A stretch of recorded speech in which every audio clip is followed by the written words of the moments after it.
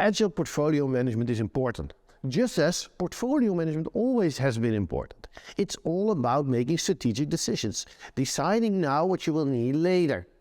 However, due to digitization and the more complexity of the world with more collaboration, internationalization, you see the predictability of what we actually are doing going down.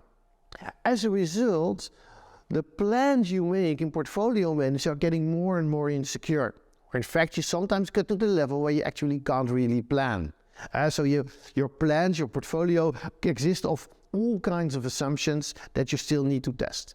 And if this speed keeps speeding up more and more and more, you will get into a situation where your portfolio management itself will need to become agile, where you cannot determine upfront, very fixed, what you actually need in 6 months or a year from now.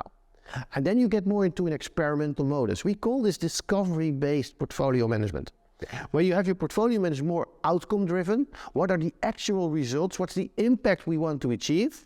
And then in your portfolio, focus on these, on the purpose, on the outcomes, and then through iterations and experimentations in the sprint, seeing what works and what doesn't work, and what works you can scale, and what doesn't work, you dump it, and then you actually make your portfolio management itself more agile. So the why and the purpose and the goals are stable. However, the what and the how of the implementations is left into the sprints.